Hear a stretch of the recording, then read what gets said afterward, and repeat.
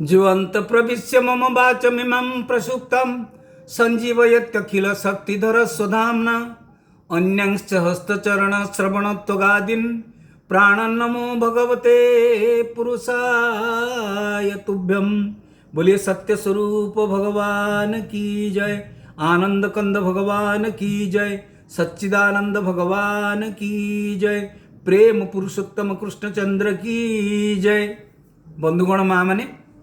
आम या पूर्व आलोचना करते सुखदेव रूप भगवान रूप भाया केमी भगवान जमी इच्छा अनुसार जाती सुखदेव इच्छा अनुसार जाती जतुच्छा गाँ मटमार निरपेक्ष यह आलोचना सर अलक्ष्य लिंगो भगवान को भाया से पुलिंग कि स्त्रीलिंग कहीं कहीपर भगवान पुलिंग नुहति कि स्त्रीलिंग नुहति लिंग ज्ञान से ऊर्धरे निजलाभ तुष्ट वृत्तच बाले अवधूत वेश से आउट रूप केमी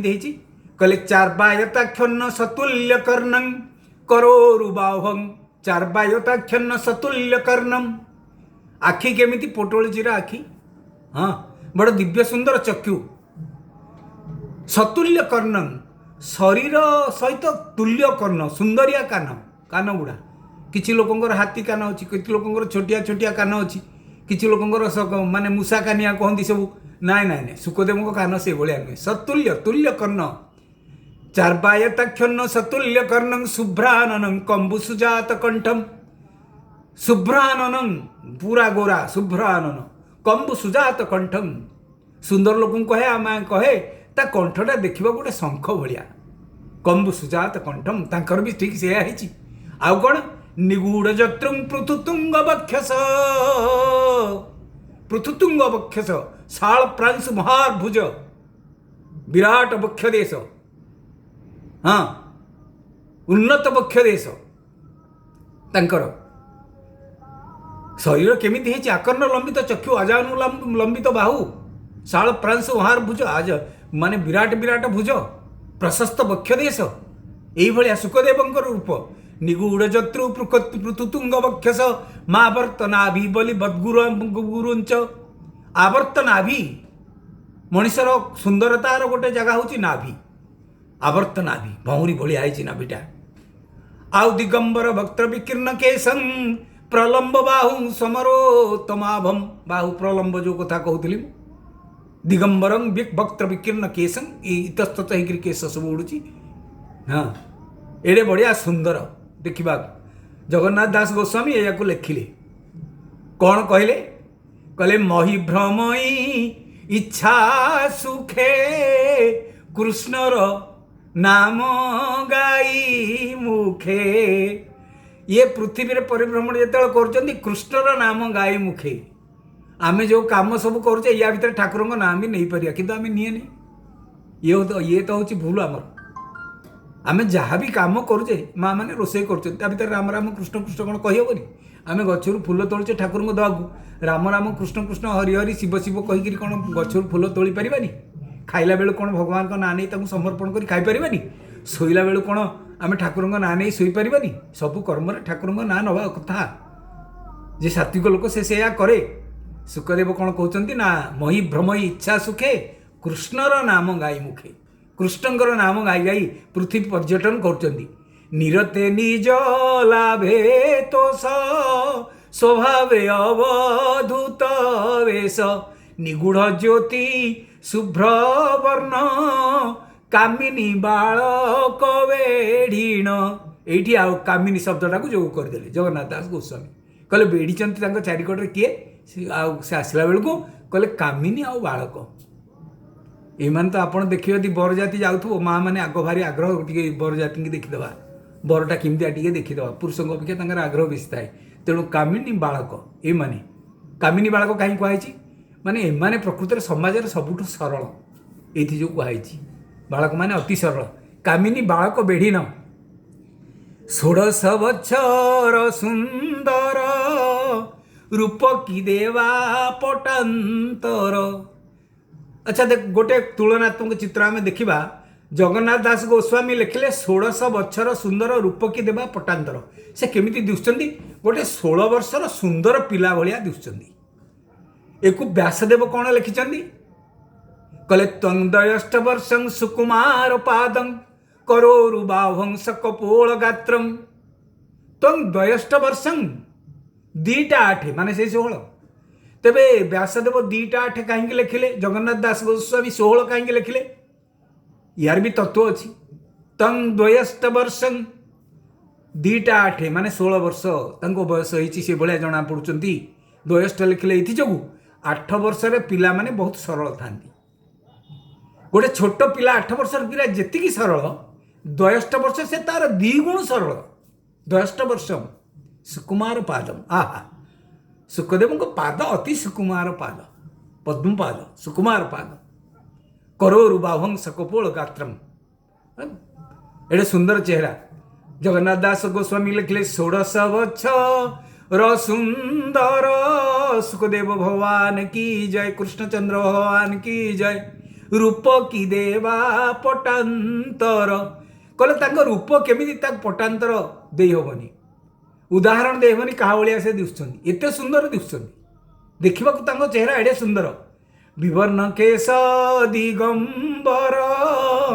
विभूति लेपन शरीर शरीर रे विभूति लेपन करचंदी प्रलंब बाहु भुज जाए दिशे अमर बर प्राय अमर कहले देवता बर कहले श्रेष्ठ अमर बर कहले श्रेष्ठ देवता होचंदी विष्णु से भगवान विष्णु को भलिया दिसुचंदी भागवत वर्णना करा जायछि जेतेबेला आसी पहुंची गले सुखदेव जिते मुनि ऋषि थिले जिते लोक से सभारे थिले ठिया ही पड़े समस्ते ठिया हबार अरे 16 वर्ष बलिया बयस जार दिसुची से छोट पिला उलग्न होइची वक्र विकीर्ण केशम ये भलिया तांको देखिक समस्ते ठिया ही पड़ला परे ये परीक्षित महाराज भी हड़बड़े ठिया पड़े कहले ये कि एमती आसिले एड़ी बड़ बड़ मुनि ऋषि अच्छा सुखदेव बापा होचंदी व्यास से भी ठिया ही पड़े तांको गोसिया बाबा बापा होचंदी वशिष्ठ से भी ठिया ही पड़े ये तो अन्य कृष्ण परक ग्रंथरे लिखाई सुखदेव जो सभा पाखक आसीगले वशिष्ठ महर्षि प्रभु वशिष्ठ महर्षि निज जटारे रास्ता सफा करदे सुखदेव आसिया देखु ये जो तो लिखाई से तत्रा भवत भगवान व्यासपुत्र भगवान आसुच्चंदी भगवान निजे सुखदेव रूप में आसुच्चंदी निजर प्रिय भक्त को रक्षा करने अपमृत्यु मुक्ति प्रदान करने आसुच्चंदी जटारे रास्ता को झाड़ीदे रास्ता परिष्कार करदे समस्ते ठिया होती सुंदर आसन पकई दिगला सुखदेव बसिले स्मित हास्य टी करदे हसीदे परीक्षित मन में बड़ा साहस आसीगला कहले एत मुनि ऋषि मुझे जो प्रश्न पचारे 7 दिन कौन करी मला जाए कई तो किसी कहून ये योग्य लोक आते जहाँ समस्ते एत सम्मान देखौचंदी इनका शरीर तो दिव्य तेज बाहर ये निश्चय मो प्रश्न उत्तर देवे साष्टांग प्रणिपात करी नतजान हो हाथ जोड़िकी बसिले सुखदेव पचारे कौन पचार चाहूँ कह पार्टी कही ना आखिरे जिज्ञासा कले कौन जानवा चाहूँ कि आम गीतारे गोटे श्लोक अच्छी प्रश्न केमती पचरा कले तद्विधि प्रणिपातेन परिप्रश्नेन सेवया तद्विधि प्रणिपातेन उपनिषद तो कहते समित पाणी समिधा हाथ में नहीं गुरु पाखे जीव ब्रह्मनिष्ठ गुरु पाक जीव जे तुम सन्देह किसी अच्छी आज सुखदेव कौन जितेबले देखीदे परीक्षित को आखिरे लुह ढल ढल हो रोममूल टांकुरी उठुची हाथ जोड़िक चाहते मुँह को कहले अरे पचार अच्छी कौन बोधे इशारा करदे परीक्षित महाराज कहले कहले मो जीवन धन्य होगा मन मन भाविले कहले निश्चय इनको पचारि कौन पचारि अत पृच्छामि संसिद्धि योगिनां परमं गुरुं पुरुषस्य हजत्कार्यं म्रियमाणस्य सर्वथा जच्छ्रोच्चव्यथ जप्य जत्कर्तव्यं रुभि प्रभो स्मर्तव्यं भजनीयं वा ब्रूहि यद्वैपर्जयम् अथ पृच्छामि संसिद्धि योगिनां परमं गुरुं ये योगी मानकर मुनि ऋषि मानकर जो परम गुरु इनको पचारि अथ पृच्छामि संसिद्धि इनको पचारि कौन पचारि पुरुषस्य जत्कार्यं म्रियमाणस्य सर्वथा जे म्रियमाण मृत्यु कबल जो मनीष पड़ाणी जत्कार्यम तार कार्य कौन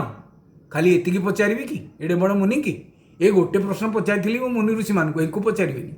ये तो गुरुनाम गुरु इनको कौन पचारि जत्श्रुतव्यं अथो जाप्यं मरणासन्न लोक कौन करवा उचित, कौन शुणा उचित, अथ जाप्यम कौन जप करवा उचित, जत्कर्तव्यं रुभि प्रभो तार कर्तव्य कौन, ये प्रश्न पचारि आ कौन पचारि स्मर्तव्यं भजनीयं वा ब्रूहि जद्वा विपर्यं ता जीवन जो विपर्य समय आसी मृत्यु पाखे आसी सेतेबेले स्मर्तव्यं भजनीयं वा से कौन स्मरण करिवो कौन भजन करिवो ये 6 प्रश्न पचारि भागवत मूलरू आरंभ होती 6 प्रश्न 6 प्रश्न भागवत सृष्टि सनकादि ऋषि मैंने सूत को 6टी प्रश्न पचारि मूल संस्कृत भागवत 6टी प्रश्न पचारुंट परीक्षित महाराज सुखदेव बोले परीक्षित महाराज की जय, भागवत भगवान की जय। 6टी प्रश्न पचारि किंतु जगन्नाथ दास गोस्वामी ये 6टी प्रश्न को संकुचित कर 5टी प्रश्न कर कौन कहले कौन से 5टी प्रश्न ये 6टी प्रश्न और 5टी पार्थक्य संस्कृत भागवत और ओडिया भागवत पार्थक्य कौन कौन प्रश्न पचारे ओडिया भागवत कहले कह जीवन जीवा काले किवा साधिवी मोहि तले। प्रथम प्रश्न कह जीवन जीवा काले किबा साधिवी मोहि तले कौन साधना करी प्रथम प्रश्न। द्वितीय प्रश्न कौन किबा शुणिबी कर्ण पथे स्मरण की करिबी चित्ते कान्य कौन शुणिमी चित्तरे कौन स्मरण करी तापर कौन पचारे कहले किबा वचन उच्चारण भजीवी कहार शरण कौन उच्चारण करी कहार शरण को जीवी कहार शरणापन्न हेबी। ये 5 प्रश्न होची ओडिया भागवतर 6 प्रश्न होची संस्कृत भागवतर। संस्कृत भागवतर प्रथम प्रश्न कौन जत्कर्तव्यं रुभि प्रभो जत्कर्तव्यं कर्तव्य कौन मीरमाणस्य मरिबा लोकर कर्तव्य कौन प्रथम प्रश्न। द्वितीय प्रश्न श्रोत्रव्य कौन कौन शुणिब। तृतीय प्रश्न अथ जप्यं कौन जाप करिब। चतुर्थ प्रश्न जे कार्य गोटे थिला एटी कर्तव्य तार कर्तव्य कौन कौन करवा उचित। चतुर्थ प्रश्न स्मर्तव्यं ए पंचम प्रश्न। षष्ठ प्रश्न भजनीयं कौन भजन करिब। 6 प्रश्न मूल संस्कृत भागवत ओडिया भागवत 5 प्रश्न पचारे सुखदेव को। सुखदेव महाराज को प्रश्न पचारे ये प्रथम स्कंद सरी प्रश्न प्रथम स्कंद भितर सुखदेव गोस्वामी पाटी खोलना द्वितीय स्कंद खोलुंट आपड़ देखिए कि श्रीमद् भगवत गीता गीतार प्रथम अध्याय जो अच्छी विषाद जोग सी हूँ मूल दुआ प्रकृत गीतार प्रथम अध्याय भितर विषाद जोग भितर भगवान कृष्ण पाटी खोलना राम कृष्ण हूँ चूँ कि कहना कथा आरंभ हो द्वितीय अध्याय सांख्य जोग आउ कथा आरंभ जमी पाटी खोली आग बंधु को गाड़ी देती अर्जुन को आग गाड़ी देती हाँ नपुंसक बोली भी कहते अनार्य बोली अनार्य जुष्ट मस्वर्गं कीर्ति करम अर्जुन ये कड़ा शब्द कहते किंतु सुखदेव देखु कड़ा शब्द कहना कि आम द्वितीय स्कंद को गले शुणा तेबे परीक्षित महाराज केते भाग्यवान थिले माने तांको चिंताधारा थिला मरिया पूर्व मनुष्य कौन करिवो। ये प्रथम स्कंध आमको कौन शिक्षा दिए ये मानव समाज। परीक्षित महाराज जो प्रश्न पचारे केवल तांको पे नुह आम समस्त पचारे कहीं ना आम समस्ते मरिबा। साधु सन्त मान तो कहती परीक्षित महाराज 7 दिन पर मरबे आम 7 दिन भितर मरिबा से 7 दिन पर मरबे आम 7 दिन भितर मरिबा ना केमिति कहले कि सप्ताहटा 7 दिन आ कौन रवि सोम मंगल बुध गुरु शुक्र शनि आ जी तो मर 7 दिन भितर मर ना 8 दिन से मरनी। परीक्षित महाराज कि 7 दिन पर मरते मने मने भाविले सुखदेव कहले परीक्षित भाग्यवान कहीं ना कहीं सुखदेव भावुं एक कथा कारण मनीष जानी किए केतेबेले मरिबो काल ब्याल मुखग्रास त्रास निर्नाश हेतवे श्रीमद्भागवतम शास्त्रं कलौकिरेण भाषितम् काल ब्याल मुखग्रास त्रास निर्नाश हेतवे गोटे त्रास गोटे भय मनीषर कौन काल ब्याल मुख ग्रास आम समस्ते काल ब्याल काल रूपक सर्वर मुखर ग्रास होकर अच्छु ता पार्टी भीतर पहुंचे से पार्टी बंद करदे खत्म चालू चालू जीवन पलैज बसु बसु जीवन पलैज कौ मुहूर्त किए मरीज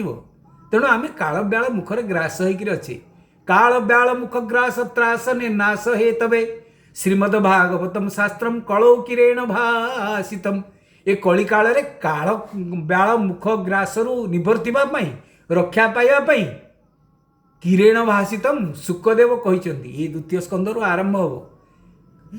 जे कलीर कराल कबल रु ता ग्रास रु मृत्युर ग्रास रु रक्षा पाइबा को सुखदेव कौन आम मान को कहले प्रश्न पचारे परीक्षित संसार उपकृत हो गला समस्ते उपकृत हो गले ता द्वारा बड़ सुंदर प्रश्न पचार ए प्रश्न भी सुखदेव आरंभ बड़ प्रशंसा कर राजा तुम तो प्रश्न तुम पचार तुम संसार हित प्रश्न पचार कहीं ना संसार मनीष हूँ मरणशील भागवत लिखाई कहले मनीष को भगवान दीटा ऋणात्मक जिनिस आ गोटे गुणात्मक जिनिस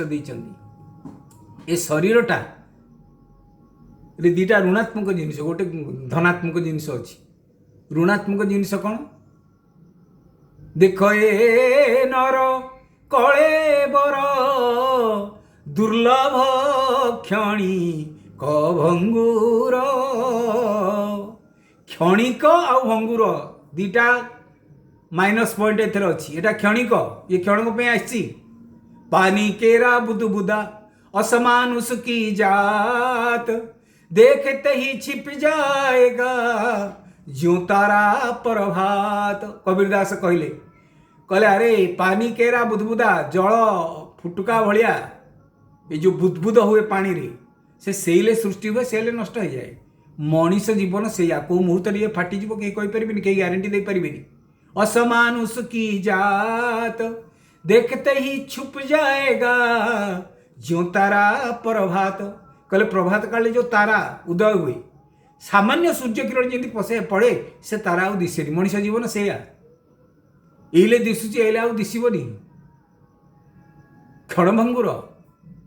क्षणभंगुर जीवन की कलिका कल प्रात को जान खिले न खिले मनीष जीवन रे जो कलिका जीवन रूपी कलिका काली सकाळ को फुटब कि नहीं किए जानी आमे राति शोचे सकाळ उठुचे चिंता करने कथा जे संध्यारू सकाळ भितर अन्यून हाराहारी जे देखा पृथ्वी में 4000 लोक मरी जाऊँ किसी असुविधा ना तांकर किसी असुविधा जो से मरुँच एक नुहे से जानी ना मरी बोली आज राति कार श्वासतंत्र बंद हो जाए क्या घर भांगी जाऊँगी किए गाड़ी शोई शोक जाऊँगी आक्सीडेंट मरी जाऊँगी पाखापाखि 4000 लोक मरी जाऊँ दिन को हाराहारी सकाळु आम जो उठुचे भगवान को कृतज्ञता प्रकाश करें प्रभु मु काली राति शोई जहाँ आज घर छात मो पर भांगी पड़नी मो हार्ट स्ट्रोक होनी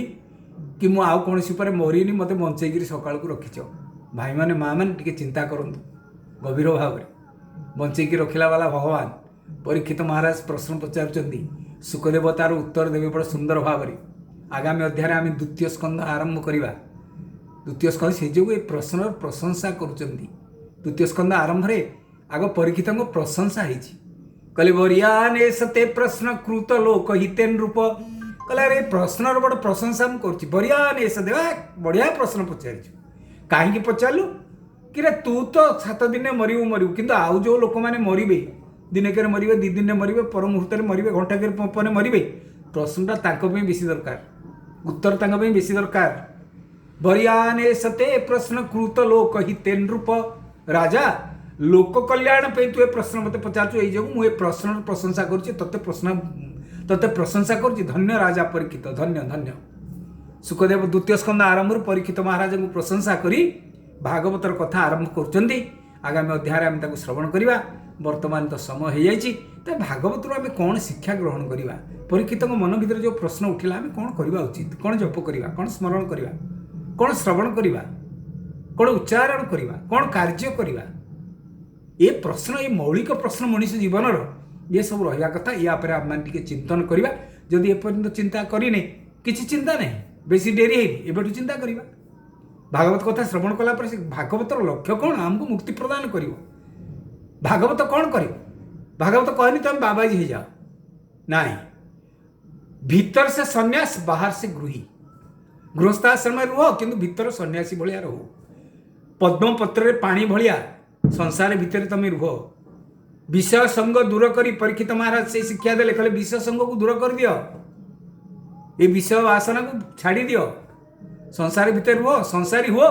किंतु हृदय भगवान को धारण करो ताले मुक्ति पाइब इन्हीं शब्दों के साथ जय श्री कृष्ण जय श्री कृष्ण जय श्री कृष्ण।